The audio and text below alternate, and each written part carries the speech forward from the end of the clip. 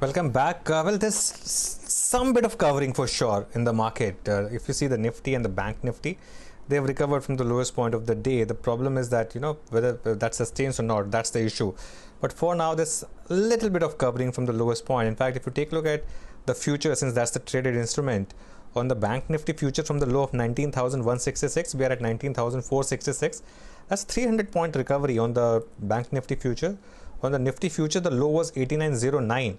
And we are at 89.90 now. So there's a 80-90 point recovery that we have seen. Ashwini Gujral, Mitesh Thakkar and Prakash Gaba now join us. Good afternoon. Ashwini, you reckon this, recovery would be a strong word, but this minor pullback will also get sold into? What would be your call on the index and your stock calls? Well, often when you get a 250 point gap down, unless there is incremental weakness on global indices, etc., generally there is a bit of short covering because some of the late shorts they tend to cover. I don't really buy into any domestic events trying to take the market up or down. I think this is a global issue. If we fall again 600 points on the Dow tonight, there is no way you will get saved. For the moment, you may have been saved the blushes because the Dow futures are only down 200 points. But in case you have puts, etc., you should hold on because the odds are that there is a resumption of the downtrend. So that way, a steady put position, given that IVs are also fairly low, say a 8500 May put, that can help you because once the market starts to move, it generally gaps down every time. So tomorrow morning, if you again have a 250 point gap down, then again you get into today's situation. So you have to take a view. Having said that, individual stocks, IndusInd Bank has restarted its downside, so that's a sell with a stop of 410, target of 385. Indiabulls Housing, you'll have to adjust the stop because there was some news, etc. This you can sell with a stop of about 120, look for target of 107. DV's Lab is a buy with a stop of 2400, target of 2510. In the morning, I had mentioned that a contracting market has started to expand. That view continues because if we are not able to get past 9,000, the market does remain weak. Okay, so that's a cautious call on the market that Ashwini is giving out. Let's bring in Mitesh. Mitesh, are you looking to sell this bounce? I mean, you've got about a 65-70 point bounce from the lows. Good afternoon. I think we already have taken some negative option spread positions on the index, and yes, I think at current levels would be comfortable selling further into it. In fact, one of the calls which I have is on the spot levels of Nifty, so I would sell with a stop at about 90.60 and look at targets of around 8,600 over the next 2-3 days. And the other one is Hindalco, just sell with a stop at 110.5 for targets of around 100. Okay, Prakash Gaba is also with us. Prakash, good afternoon. Your thoughts and your trades? Yeah, good afternoon, Anuj. Well, like I said yesterday, 9390. Oh, it's too strong a resistance. Unless that's taken out, I would assume that I think we are into some kind of a down move with a sluggish bias. While market expands and contract, we will see expansion also, but this expansion needs to be sold into until we get 9390 taken out. A or B, we find a very strong support. And I don't think we'll be able to find a strong support. We'll find it, then we'll say it, but so far it's not there. One long call, Cadila, possibly is a safe stock here. We can see it climb to around 360 zones, stop below 335 for Cadila should be fine. More of a safe bet, defensive bet. Mahindra and Mahindra looks weak. Possibly we'll see a slide to around 315 zones or even lower, stop about 340 should be okay on Mahindra and Mahindra. Okay, those are some technical calls. SP Tulsian of sptulsian.com is now joining us, and along with him we have Anand Tandon also. Good afternoon, Mr. Tulsian. Thoughts first on Bajaj Finance. We've been talking about 2,000 as the potential level to watch out for. You reckon it's getting there, and if it does go there, you expect more selling pressure? Two things. First, if you see the pattern, the pricing pattern every day or maybe every couple of weeks, it has been forming a new bottom.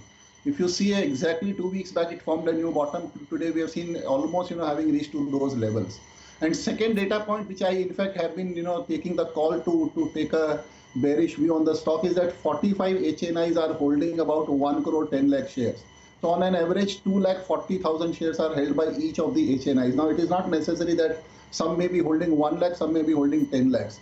Obviously, the wealth destruction to the extent of about 55-57% has already been seen in this last 3 or 4 months. And that's what I said when it was ruling at around 2,500, that the patience, they cannot hold beyond a point.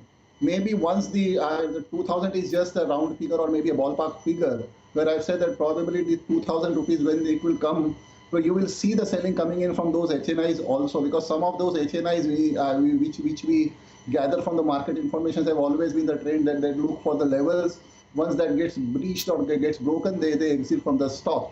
So yes, the things are seen to be quite risky, and come on the NBFCs, soaps having given by RBI, you cannot expect the further benefits or the soaps to be seen coming in for NBFCs.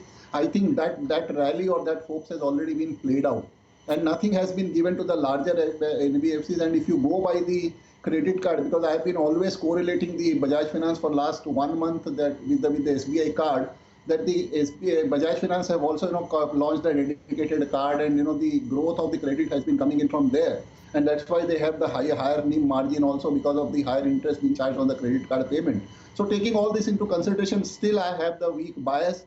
Maybe the 2,000 rupees which once gets broken, because if you see the rally of last 4 or 5 days in the financial stock, the stock has not risen. The stock has risen by about 200-300 rupees in this aggregate 4 or 5 days, but has corrected just in a single day. And that has been the pricing pattern for the last 2 months or maybe last 45 days in the stock price, that the weakness is taking away the valuation while the rally or the recovery is not seen coming into the stock.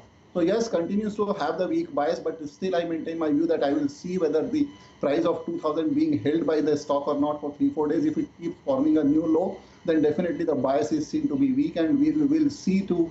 So we are waiting for the March shareholding pattern also to come in from the company, where we will see that how much HNIs have shaded their position from 1 crore 10 lakh shares, which 44-45 HNIs have been holding in the stock and in the company.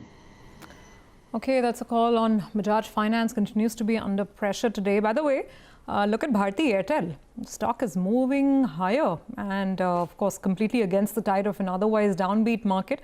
1.5% up on Bharti, and it's cruising back to the 500 mark. It's been quite a uptick from the lows that we saw in March. We also have Anand Tandon with us on this leg of the show. Good afternoon, Anand. I do want to ask you about Bharti. I mean, it's almost back to 500. The question is, should one still think of buying now? And, if yes, what would you expect from the stock? Well, if you have a long enough view and if you really want to be buying anything at this stage, I think Bharti would be right on top of that list. We've discussed this several times in the past. Clearly, this is the one sector where there cannot be much doubt in terms of their ability to price higher. And there is a consolidation that is already on. So the pricing will move up. And as a consequence, earnings, EBITDA, everything else for the company will move up. And that's the only pure play left which has a reasonable chance of surviving. The other one not particularly clear yet. So I don't think that from a portfolio perspective or from a current buying perspective there can be much wrong with it. That said, my overall view on the market is not very positive, so you may be able to time it better.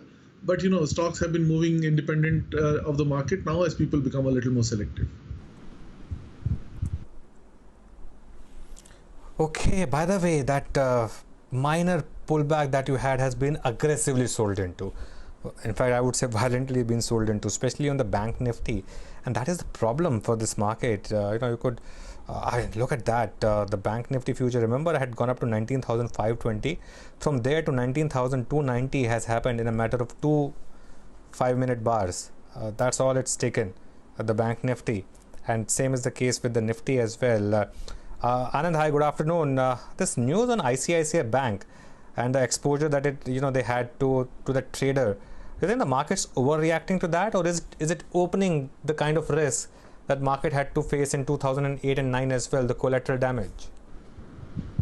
Well, I think, it's at this stage very difficult to take a call on what kind of asset will actually survive. From what I understand from various banks, there is actually now, with the moratorium being announced, there is now almost no payment coming through. And at the same time, payments have to be made, especially if they have international borrowings and so on. So the banking sector is in a bit of a mess right now. It's not so much about any particular one deal about ICICI. But in general, I think, the stronger banks, of course, will still come out of it a little better than the rest.